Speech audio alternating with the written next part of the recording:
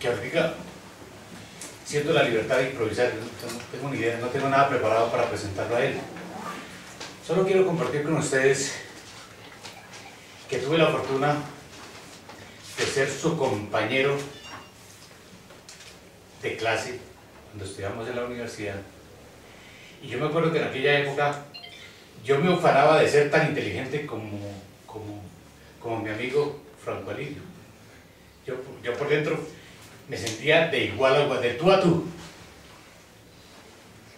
Y resulta que por esas avatares de la vida, por esas circunstancias de la vida, ahora yo reconozco que él tomó la filosofía en serio, ¿sí? En serio. Ahora yo veo en la persona de él a un hombre que ha tomado la filosofía en serio. En cambio, en el caso mío, yo me orienté por los caminos de la inutilidad de lo útil. Por ahí voy perdido. Y por eso ahora tengo añoranzas de volver a la filosofía. ¿Sí? Yo creo que eso sirve de gran marco de referencia. Y ahora, claro, reconozco que yo no fui tan inteligente como él. Él escogió el mejor camino. De todas maneras, a estas alturas de la vida, es un honor para mí saber que él existe, que él está por ahí en alguna parte y que cuento con su amistad. Precisamente por contar con la amistad de él gustoso, cuando compartimos experiencias de nuestra vida, en nuestro reencuentro después de como 20 años de habernos encontrado, él gustoso accedió a venir a nuestra institución, conocerlos a ustedes y compartir un rato. Yo sé de lo que va a ser un encuentro ameno en un campo curioso y aparentemente distinto, que es el campo de la filosofía. De manera que todos sean bienvenidos. Muchísimas gracias a mi amigo Franco Alirio, a su esposa Alessandra por estar hoy con nosotros acá, y todos los invito a ser libres, a ser completamente libres. Como él dice, de pronto le ganamos la partida en la discusión, ¿sí? Y eso será un gran placer para él, yo sé. Ok. Bueno, muchas gracias, Carlos. Pues yo quiero contar unas dos cositas antes de comenzar, y es que yo no decidí ser filósofo. Lo que más me gustaba era ser profesor. No, lo que pasa es que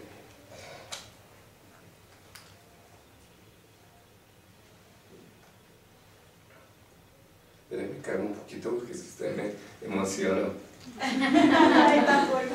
Que no es tanto lo filósofo, sino lo profesor. Cuando yo tuve que elegir la carrera, yo no pensé ser otra cosa que profesor, pero me puse a pensar en qué podría ser profesor, pero yo hubiera sido profesor de lo que fuera con tal de ser profesor, porque incluso lo dudé. Quería hacer dos carreras, quería hacer física y filosofía, sino que mis padres no tenían para... me la hubieran podido, es decir, era posible porque física era en el día y filosofía e historia, que es mi pregrado, era por la noche, y yo me sentía capaz de hacer las dos, pero mi padre me dijo, no, usted tienes que trabajar ya, incluso ayudar a la casa, y entonces pensé que con la filosofía podría incluso abrirme a la física. En cambio, con la física no me podría abrir tan fácil a la filosofía. Alcancé a ver que la filosofía como que es un lugar de encuentro de todo, ¿sí? Entonces, digamos, yo quisiera anotar algo que he descubierto respecto de la filosofía, y es que la palabra filosofía enreda a la gente, porque la gente cree que la filosofía es algo, digamos, como una especie de campo cerrado, pero la filosofía es todo, digámoslo así. Cuando uno lee los primeros filósofos, ellos no se llaman filósofos, la palabra filosofía apareció en un momento determinado de la formación de lo que hoy se podría llamar la tradición filosófica. Apareció en Platón y Aristóteles, pero ya había un camino recorrido. Y aún en Platón y Aristóteles, la filosofía se define por lo que es un profesor, el amor al saber. Y lo que pasa es que tiene una capacidad universal para aprender, digámoslo así. Ese es el filósofo, el que tiene una capacidad para aprender en un momento determinado. Yo quisiera decir eso respecto a la filosofía, porque la gente no lee los libros de filosofía porque cree que son de filosofía. Entonces, por ejemplo, a mí me dicen, ¿por qué no nos habla de la educación en Grecia? Entonces dice, la República de Platón. Les digo, ahí hay una buena forma de entrar a poner el problema. O me pregunta un estudiante de Derecho, me decía, Franco, ya que me interesa mucho trabajar que en usted, yo quiero plantear de entrada el problema en la justicia. Y yo le dije, no, pues lea la República de Platón. Y él dijo, no, porque es un libro de filosofía. El que algo sea hoy de filosofía es sobre todo una especie de decisión social y que sobre todo se refiere a una división, apropiación abusiva del saber. Entonces usted tiene un nicho, tiene un estante en su casa que es la sección filosofía y que es entre eso hay muchas sensaciones que le da a uno un libro de filosofía. Yo quisiera decir que en general cuando uno abre un libro de esos que aparecen bajo el rótulo filosofía, debería olvidarse de ese nombre y más bien hacer algo que es lo que nos gusta hacer a los que dizque somos trabajadores de la filosofía, y es meterse en un problema. Y hay problemas que son para todos, sea usted biólogo, sea trabajador de las ciencias sociales, de las artes, etc. Entonces, eso es lo primero que quería decir respecto de la famosa filosofía. Y hay otra cosa que yo quisiera decir, y es que hay algo muy hermoso, por lo cual me place mucho estar aquí, y es que lo más bello de ser profesor es que uno es estudiante. Es lo más bello. Es decir, hay un dicho que dice, el si quiere aprender, métase de profesor. Es muy hermoso eso. Uno quiere aprender y entonces se mete de profesor. Incluso uno se vuelve descarado porque enseña lo que no sabe. Eso es muy bonito. Claro.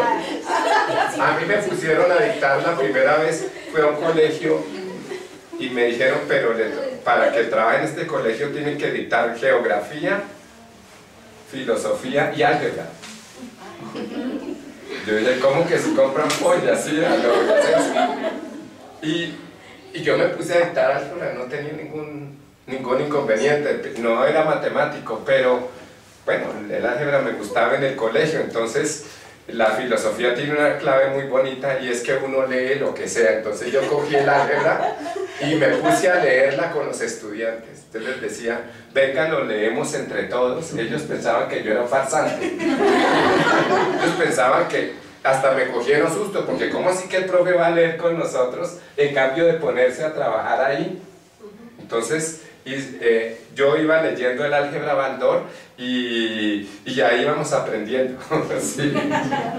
Y ellos creían que era que yo sabía, sino que empleaba un método muy especial.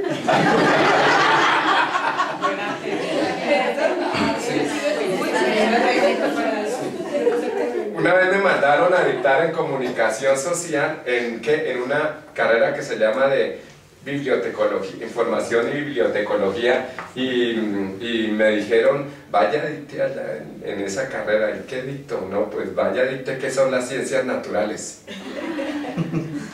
Y le dije, yo me acuerdo que le dije a mi jefe, y pues no, pues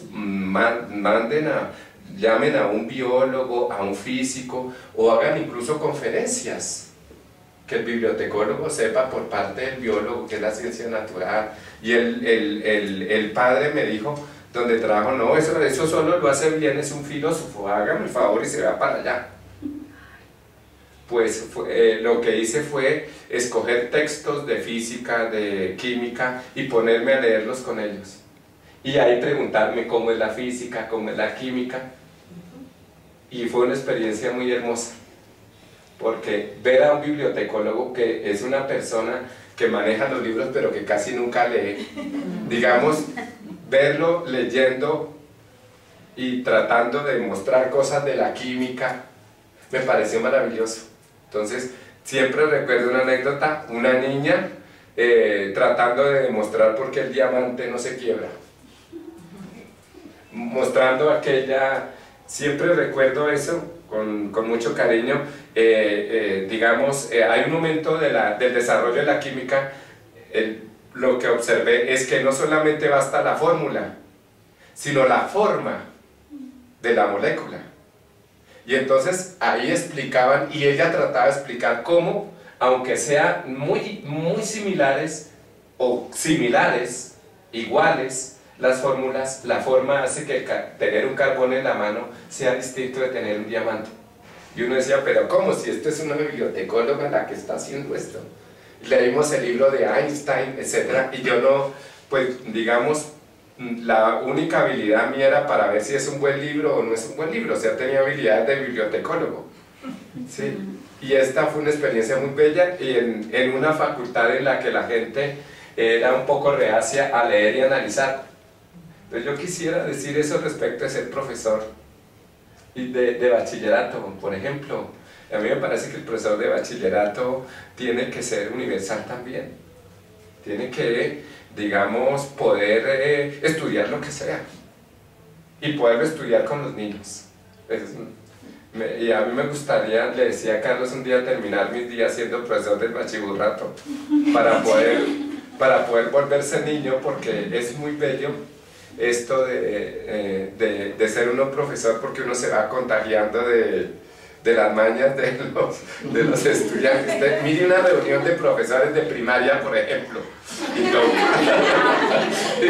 y toca disciplinarlos como a los niños.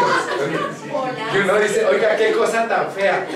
No, eso es maravilloso. A mí eso me parece maravilloso.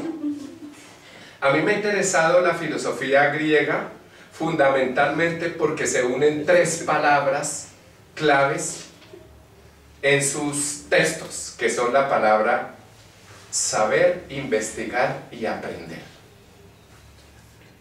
Saber, el sabio es el que sabe aprender. Pero ¿cómo se sabe, cómo se aprende? Investigando. Y entonces usted lee a Platón o Aristóteles, y el taller en el que aparecen los problemas epistemológicos, éticos, estéticos, o como usted quiera llamarlos, ese taller, ese laboratorio es la educación. Entonces, por ejemplo, cuando Platón, ustedes han oído una teoría que es la de que cuando que aprender es recordar, ¿se acuerdan? Aprender es recordar. Psicológicamente es verdadero, porque cuando un niño aprende, el niño dice, es decir, ¿cómo no me di cuenta antes? Hasta después le dicen a uno que uno no fue el que les enseñó, sino que fueron ellos los que aprendieron. Hasta después uno les dice, o sea que usted no se ha aprendido, porque esa es la sensación que tienen los niños, que es muy bonita en cualquiera de nosotros, porque cuando uno de adulto o de viejo aprende algo es como un niño. Y el modelo es el hecho de que Sócrates emplea la pregunta para que el niño conteste bien. Y entonces aprender es recordar. Ellos lo van mostrando en este libro, en el Fedón, para mostrar que aprender es recordar ilustra lo que pasa, por ejemplo, cuando se aprende matemáticas. Porque cuando se aprende matemáticas, se acuerda que lo que hay es que organizar el problema, y ese se resuelve solo. Un problema matemático se resuelve solo. Entonces, cuando ellos van explicando eso, lo van explicando con el acto educativo. La educación es un gran laboratorio de ética, de todos los aspectos que hoy están fragmentados en nuestra educación, que son la ética, la epistemología, la estética, etc. Esa unidad viviente está en la educación. Eso era lo que quería decir antes, y creo que eso me sirve de entrada a una pequeña lectura que yo les voy a hacer. No sé, ¿me estoy gastando mucho? ¿No? ¿Voy bien? No tenemos límite. Bueno, creo que el límite no, pero son trabajadores. El límite es hasta cuando nos aburramos. Bueno, listo. Bueno, esto aparece en un libro que se llama Democracia y conflicto en la escuela. Es un artículo creo que es del 94, pero me parece que es pertinente todavía porque hay una preocupación por la democracia y por los valores de la democracia, y pienso que en ese sentido, digamos, es pertinente, a pesar de que no lo escribí ayer o así. Bueno, pero es que eso pasa con todos los libros, incluso cuando los libros son erróneos. Digamos, por ejemplo, eso pasa con los filósofos, ¿no? Que tal filósofo refutó a tal. Sí, pero las reflexiones que se hacen ahí son fascinantes y dan que pensar. ¿Sí? Hegel, un autor que se inventó la historia de la filosofía, él dice que lo hermoso de leer un libro antiguo o anterior es que potencia la capacidad de pensar. Es decir, en términos aristotélicos, con un buen libro de filosofía, aunque nos parezca erróneo, se actualiza la capacidad de pensar, se pone en acto. Entonces me parece a mí que en ese sentido, a pesar de que es algo antiguo relativamente, me parece pertinente, y es porque es un tema que nos interesa, digamos, a los profesores y para la acreditación. Entonces, bueno, entonces esto hizo parte de un librito que se llama Democracia y conflicto en la escuela. Fue un encuentro promovido por la OEA y por el Ministerio de Educación en el Instituto para la Democracia en aquel tiempo, y este fue un discurso que me ordenaron escribir para los profesores. Entonces, con mucho cariño para ustedes que son profesores. Bueno, entonces voy a leerlo y ustedes después me comentan lo que quieran. El propósito de educar en valores, y particularmente en aquellos que se hallan relacionados con la práctica de la democracia en una sociedad, implica la aceptación de que el ejercicio político de ella está en perfecta consonancia con la formación del carácter o modo de ser del individuo, que su práctica no implica no solo una relación puramente externa con los demás, sino una especie de relación consigo mismo, es decir, ser uno demócrata. En otras palabras, que el fundamento de la política es ético. Para el caso concreto de la democracia, que solamente individuos democráticos pueden ejercer la democracia. Sin embargo, como la prueba del carácter democrático es la prueba social, pues yo me burlo un poquito, por no decir aprobación social. La gente confunde la prueba con la aprobación. Por eso puse esa notica ahí. La preocupación por probar socialmente que somos democráticos, que es lo que le toca a un niño, puede desvirtuar e incluso reducir el carácter democrático a pura apariencia. Es decir, para emplear términos comunes, convertirlo en pura estrategia. Es una estrategia. La reflexión ética, entiendo por ella la reflexión sobre aquellas virtudes humanas que merecen el cultivo y la alabanza en el ejercicio de una vida digna. Esta es una definición pumiana. Tiene que encontrarse con más frecuencia de lo que se cree con esta especie de problemas, o sea, con la democracia estratégica. El peligro de reducir la democracia a apariencia no es simplemente una especie de hipocresía del individuo para fines sociales. Deriva directamente del modo inmediato como los hombres se vinculan con la sociedad. O sea, no es un peligro inventado, es algo natural. Deriva de la naturaleza humana, la cual se endereza a sus fines particulares por un lado, y por otro no puede dejar de estar vinculado con los demás. Requiere por lo menos su reconocimiento. Se piensa que la democracia es precisamente el modo de sociedad en que se alcanza el equilibrio entre estas dos tendencias, y no, aquí quitémosle el ser, y no puede por lo tanto dejar de padecer ese conflicto. Este es el conflicto interno de la democracia. Para mostrar la dificultad basta un ejemplo: la libertad de opinión. Entonces lo que voy a hacer es una especie de escenificación. La escenificación es muy importante en la educación. Es de sentido común, ese es el supuesto, pensar que la democracia no es tal, es decir, no cumple con su esencia, no es democracia, si no existe en ella la libertad de opinión. Ahora bien, la libertad de opinión incluye no solo la libertad de expresión de la opinión, también incluye la libertad de crítica. Pero, ¿en qué consiste esa libertad? La libertad de crítica se concibe, o sea, yo no estoy hablando de qué es la libertad de crítica, sino cómo se concibe, como la posibilidad de manifestar desacuerdos con otras personas, pero sobre todo con las proposiciones y decisiones estatales. Incluso la particularidad, es decir, el carácter propio de la opinión, se prueba muchas veces por la diferencia y choques con la opinión ajena.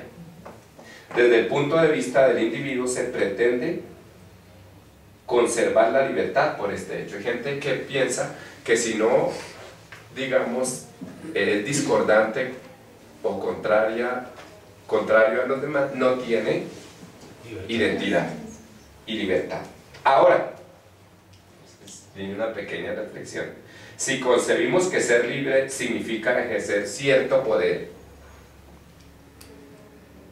podemos preguntarnos qué poder puede manifestar esa libertad que evita el contacto con la otra opinión. No, yo tengo mi opinión, o que no se empeña sino en la exclusión. Tu opinión es distinta de la mía, yo no estoy de acuerdo contigo, que generalmente está dispuesta al rechazo, o que solo comparte con la otra lo que le es común, o sea, los mismos adorables prejuicios. Entonces me hago una pregunta: ¿qué libertad es esa? Si es que a la vez ser libre es ejercer poder o tener potencia. Ya se muestra que esa libertad de opinión es en primer lugar temerosa. O sea, esa es la verdad del crítico. Es temeroso, si bien se enuncia como poderoso. Y en segundo lugar, poco promovedora de la libertad, pues no deja ser a la otra. El afán por la crítica puede ocultar el temor a que se ponga en tela de juicio la propia opinión. Generalmente, digamos, uno está en desacuerdo con la otra opinión y la vuelve débil para que la gente no se fije en uno.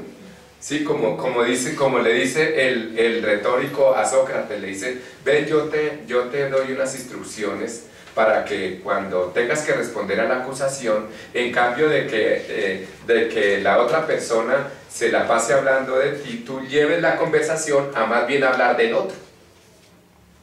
Y entonces evitas que hablen de ti. Muchos de los individuos alcanzan el reconocimiento de ese modo.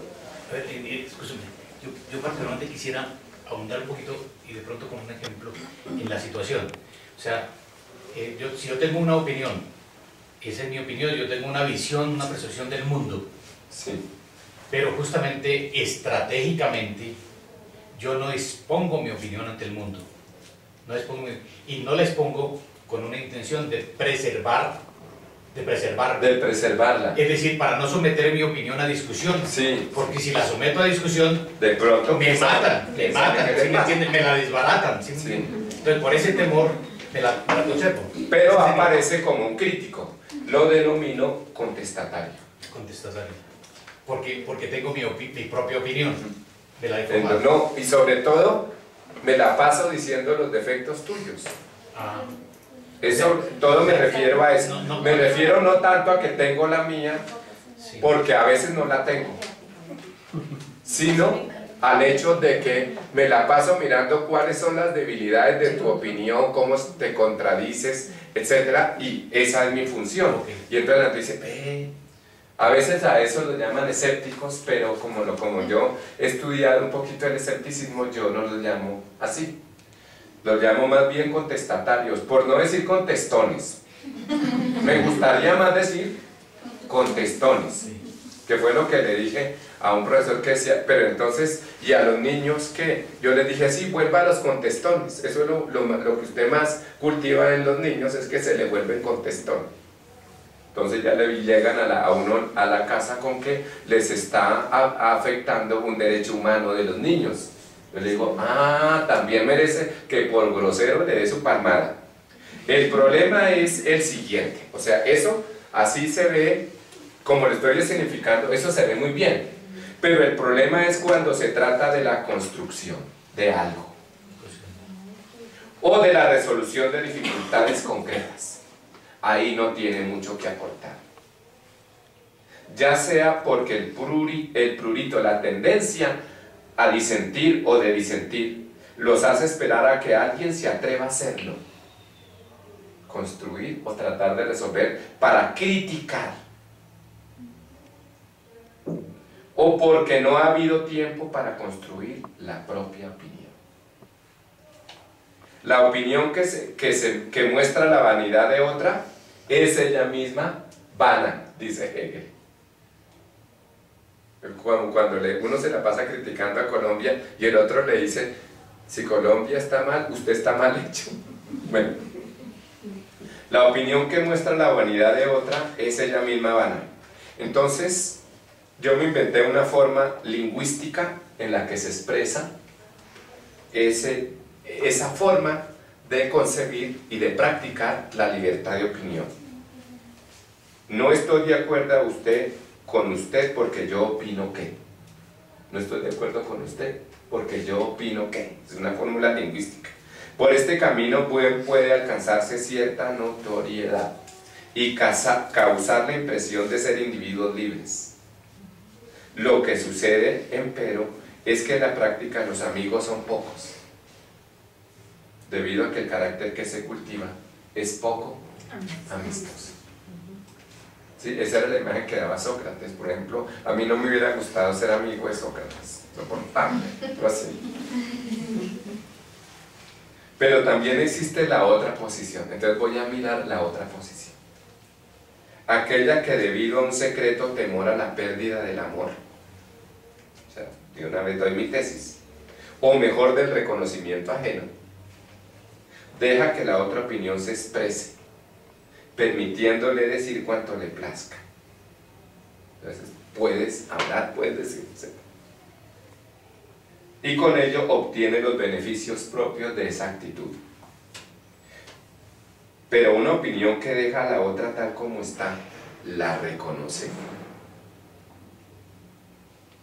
Entonces, no, reconozco tu opinión, claro, tú tienes derecho a hablar, es tu opinión. Pregunta, ¿la reconoce? Entonces la pregunta es, ¿qué es reconocer una opinión? ¿No es acaso el reconocimiento? Entonces voy a decir qué es el reconocimiento. Una penetración en la opinión, en sus particularidades y sus fundamentos. La percepción que puede causar es la de tolerancia. Entonces dice, es un individuo tolerante. Esa palabra es horrible, tolerancia. Es una palabra horrible, en mi opinión. Es como si yo fuera alguien muy especial y usted tiene sus defectos. No. Ni usted es tan, ni yo tan. Es que yo soy vanidoso. No, yo soy un individuo tolerante. ¿Y qué es eso? La tolerancia. A mí eso me parece un desprecio. Habla mal de la persona que dice que es tolerante porque lo que confiesa es que se cree muy fina y muy culta y todo. Parece una vanidad. Es hipocresía. La tolerancia. Entonces yo lo voy a tolerar, pues. A veces la gente confunde la indiferencia con la tolerancia. Sí. Me acuerdo una vez en un lío que en un sitio donde yo vivía, había un señor que llegaba borracho y hacía mucho ruido, pero sobre todo maltrataba a la mujer. Y me nombraron disque de administrador porque era copropietario, entonces íbamos por turnos. Y entonces ellas me dijeron, yo le dije, ¿y por qué tenemos que aquí hablar del Señor? Dijo, es que usted sí lo tolera. Le dije, no, a mí me vale 5.